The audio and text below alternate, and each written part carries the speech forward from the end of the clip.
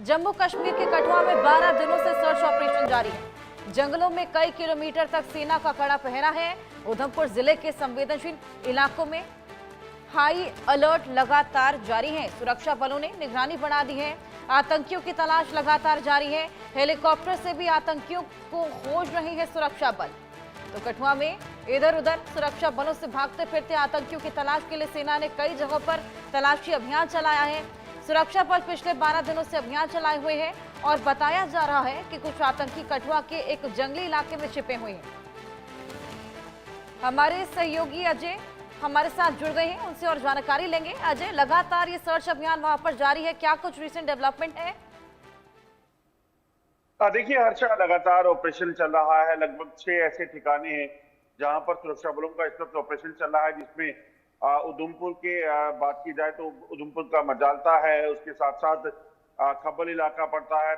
इसी तरह से कठुआ का जो इलाका पड़ता है, जुठाना है, उसमें पंचेती इलाका पड़ता है, और इसी तरीके से रियासी में भी जो अगार इलाका पड़ता है वहां, और राजौरी के इलाके में सर्च ऑपरेशन चल रहा है। और सबसे ज्यादा रात को आपको बता दूं, एक बार फिर से कल शाम देर शाम जो है एक व्यक्ति जख्मी हालत में जो है वो मजालता अस्पताल पहुंचा, और उसने आकर बताया कि उसने कुछ आतंकियों को वहां देखा, जिसके कारण वो डर गया। और उसके बाद जैसे वो भागने लगा है, उसमें ये जो शख्स था वो जख्मी हो गया भागते समय जब ये गिरा। तो कहीं ना कहीं मजालता के आसपास जो है कल भी इसी तरीके से आतंकियों की मूवमेंट को देखा गया था, जिसके बाद सुरक्षा बलों को इसकी जानकारी मिली और तलाशी अभियान शुरू किया गया। तो अभी भी एक बार फिर से तलाशी अभियान चल रहा है। आतंकियों के 2 से 3 ग्रुप, जिनकी संख्या 8 से 10 हो सकती है अलग अलग ग्रुप में, वो वहां पर अलग अलग इलाकों में उनकी मूवमेंट मिली थी। और 3 आतंकी जो हैं वो हैं जिन्होंने जुठाना में जब 2 आतंकी मारे गए थे और वहां से 3 आतंकी भाग निकले थे। तो कहीं ना कहीं लगातार प्रयास सुरक्षा बलों के चल रहे हैं कि जल्द से जल्द इन आतंकियों तक पहुंचा जा सके और उनको मार गिराया जा सके। बिल्कुल अजय, 12 दिन का समय हो चला है, ऐसे में क्या चैलेंजेस यहाँ पर सुरक्षा बलों को फेस करने पा रहे हैं?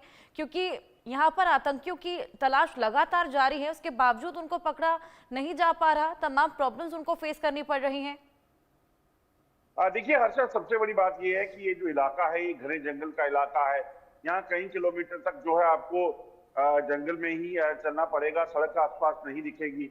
नदियां नाले हैं, यहाँ पर बीहड़ हैं जहां पर आतंकी कहीं भी छुप सकते हैं। और सबसे बड़ी बात कि दिन के उजाले में तो सुरक्षा बल सर्च कर लेते हैं, मगर रात को वहां पर सर्च करना बेहद मुश्किल हो जाता है। रात के अंधेरे में सर्च करने का मतलब है कि आप कोई नुकसान जो है वो उठा सकते हैं। तो ऐसे में यही वजह है कि इस इलाके में जो ऑपरेशन चल रहा है उसमें कई तरह की चैलेंजेस, कई तरह की दिक्कतें सुरक्षा बलों को आ रही हैं। मगर उसके बावजूद भी 2 आतंकी अभी तक मारे गए हैं और ऑपरेशन लगातार चल रही है। और प्रयास किया जा रहा है कि जल्द से जल्द जंगल में बैठे जो छुपे बैठे हैं, जो अपनी मूवमेंट अपनी रोज लोकेशन बदल रहे हैं, इन आतंकियों तक पहुंचा जा सके।